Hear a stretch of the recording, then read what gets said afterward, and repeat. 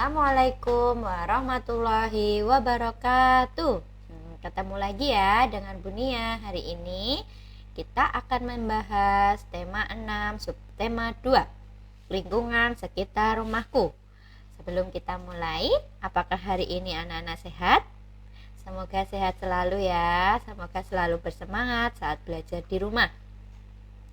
Lingkungan sekitar rumahku, apakah lingkungan sekitar rumah anak-anak itu bersih atau kotor?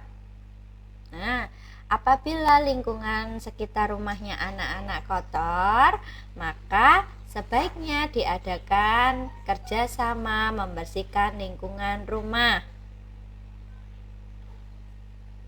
Kerjasama lingkungan rumahnya, nih contohnya. Kerjasama itu apa sih? Kegiatan yang dilakukan bersama-sama.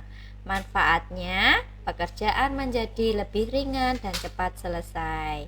Berikut adalah contoh-contoh kerjasama di lingkungan rumah yang biasanya dikerjakan oleh bapak-bapakmu atau ibu-ibu yang ada di lingkungan rumah ya, warga per RT biasanya atau per dusun kayak gitu. Nah, yang pertama membersihkan got atau selokan dari sampah-sampah supaya tidak tersumbat lalu menyebabkan banjir. Yang kedua, mencabut rumput-rumput liar, banyak ilalang-ilalang supaya lingkungannya menjadi bersih dan rapi, sebaiknya segera dicabuti rumputnya ya.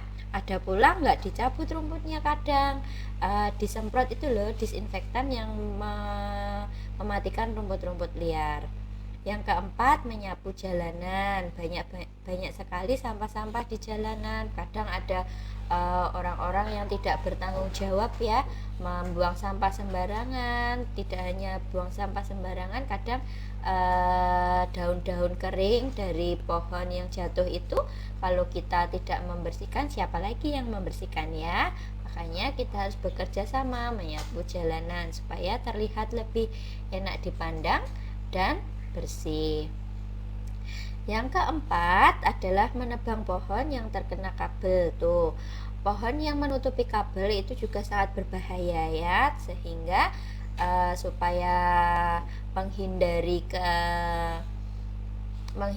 hal yang tidak diinginkan, makanya pohon-pohon atau ranting yang terkena kabel sebaiknya ditebang. Betul. Ini adalah contoh bekerja sama atau gotong royong di lingkungan sekitar rumah. Lihat, ada yang menyapu, mencangkul. Nih, mencangkul di dalam got ya, membersihkan saluran air, lalu mengangkat tempat-tempat sampah. Nih, sampah-sampahnya diangkuti, yang habis mencabut rumput atau menebang pohon ini diangkut, dimasukkan tempat sampah lalu dibuang. Nih, contohnya gini, ayo kita bekerja sama membersihkan lingkungan rumah. Nih, bekerja sama membersihkan lingkungan rumah selain membuat lingkungan menjadi bersih dan nyaman, juga menjalin tali persaudaraan dengan tetangga. Kalau anak-anak bisa ikut membersihkan lingkungan rumah, pasti nanti akan dikenal dengan tetangga. Hubungan dengan tetangga menjadi baik, tidak acuh ya sama tetangganya. Kalau ada tetangga yang lewat, sebaiknya juga disapa. Bila lingkungan rumah bersih dan nyaman, tentunya kita akan terasa nyaman berada di lingkungan sekitar tersebut ya. Maksudnya tadi nih, kita lihat lagi ya, kita ulangi. Di sini ada kalimat ajakan. Nih, ayo kita bekerja sama membersihkan lingkungan rumah. Nih, kalimat ajakan tadi merupakan nih ya, ayo kita bekerja sama membersihkan lingkungan rumah. Itu termasuk kalimat ajakan. Kalimat ajakan digunakan untuk seruan atau mengajak melakukan suatu kegiatan. Kita lihat nih, ayo kita bekerja sama membersihkan lingkungan rumah. Berarti orang-orang diajak untuk melakukan kegiatan membersihkan lingkungan rumah. Kalimat ajakan biasanya diawali dengan kata ayo atau mari. Jadi ya, dilihat lagi nih. Ayo kita bekerja sama membersihkan lingkungan rumah. Ini awal kalimat ada kata ayo. Itu merupakan kata awal yang digunakan untuk membuat kalimat ajakan. Apakah bisa Bunia diganti dengan kata mari? Bisa saja. Nih, contohnya kita balik lagi ya. Misal ayo ini kita ganti dengan mari. Mari kita bekerja sama membersihkan lingkungan rumah. Nah, gitu ya, bisa. Ada dua anak laki-laki sedang membersihkan taman. Kalimat ajakannya seperti apa ya?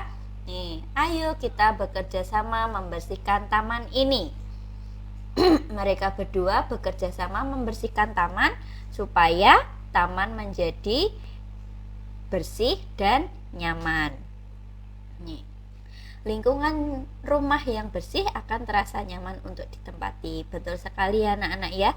Bayangkan saja apabila lingkungan rumahmu kotor, kumuh, apakah kamu nyaman tinggal di lingkungan yang seperti itu? Tentu tidak ya. Ya, yang terasa nyaman itu kalau lingkungan rumahnya yang bersih, asri, banyak pohon, tidak ada sampah, itu sangat nyaman sekali ditempati ya. Bangun datar, ini muatan matematika. Macam-macam bangun datar. Apa saja macam-macam bangun datar nih? Kita lihat di sini. Ada lingkaran, ada segi 5, ada segitiga. Ada lagi yang belum disebutkan? Nah, ini ada persegi panjang juga. Lantai. Lantai yang bersih, tidak ada kumannya ya. Bangun datar membentuk pola pengubinan. Pengubinannya itu seperti lantai yang biasanya anak-anak sapu itu. Nih, apakah itu pola pengubinan? Pola pengubinan adalah penyusunan bangun datar tanpa ada celah. Lihat lantai yang sering anak-anak sapu. Ini contohnya lantai ya. Apakah di situ ada celahnya? Tidak ya, semua tersusun rapi, tidak ada celah, tidak ada lubangnya, sehingga semut-semut tidak bisa keluar dari lantai tersebut. Nih, misal pola pengubinan adalah misalnya nih, pola pengubinan pada lantai rumah. Yang kedua, pola pengubinan pada atap rumah. Ada juga pola pengubinan pada jalan, di jalan ya, biasanya pakai konblok yang seperti ini. Nah, kita lihat nih pengubinan bentuk segitiga. Ini persegi, ini segi 6, ini persegi, ini kombinasi persegi dan segitiga. Lalu yang ini banyak sekali kombinasinya ya, ada persegi, segitiga, dan segi 6. Pengubinan adalah pola yang berulang-ulang terus ya. Nah, sehingga tidak ada celahnya, sehingga membentuk seperti ini. Sangat bagus ya. Selanjutnya, lantai yang biasanya anak-anak sapu, anak-anak pel. Biasanya anak-anak itu menyapu menggerakkan anggota tubuh kalian masing-masing. Yang pertama nih, ini tangannya seperti ini ya. Tangannya seperti ini. Yang pertama ini adalah gerakan menyapu.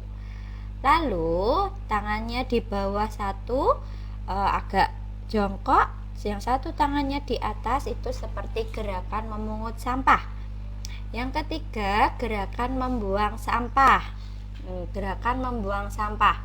Gerakan membuang sampah, tangannya dijulurkan habis memungut seperti ini, taruh ke sini, lalu dijulurkan ke depan, ke samping, gini membuang sampah. Selanjutnya, gerakan memetik ranting. Gini ya, memetik ranting karena rantingnya tinggi. Gini, gerakan memetik ranting. Yang terakhir, gerakan menyiram tanaman. Menyiram tanaman, sini pura-puranya membawa ember tuh kayak gini, atau membawa gayung gini ya, disiramkan sedikit-sedikit gitu. Nah, dari semua ini, dari 1, 2, 3, 4, 5 gerakan ini, bila dilakukan terus berulang-ulang akan menjadi suatu gerakan tarian. ya. Boleh dicoba nanti bersama ayah dan ibu, pakai lagu yang kira-kira senada dengan gerakannya supaya gerakan terlihat bagus ya. Gerakan menyapu, pasti anak-anak bisa gerakan menyapu, lalu gerakan memungut sampah, gerakan membuang sampah, gerakan memetik ranting, gerakan menyiram tanaman. Satu gerakan silakan dilakukan ke kanan dan ke kiri masing-masing 4 kali ya. Nanti silakan dicoba. Setelah gerakan ini, setelah anak-anak paham gerakan-gerakan anggota tubuh melalui tarian ini, kita selesai belajarnya hari ini. Hari ini materinya tidak banyak sekali ya, hanya diulangi dari semester-semester sebelumnya, tidak ada materi baru, sehingga Bunia harap anak-anak masih mengingat materi-materi sebelumnya. Nah, ini ya, terima kasih gambarnya karena kita tentang belajar lingkungan yang bersih. Nih, harus tetap bersih. Tubuh yang sehat berasal dari lingkungan yang sehat pula. Sayangi lingkunganmu seperti kamu menyayangi badanmu. Dadah. Assalamualaikum warahmatullahi wabarakatuh.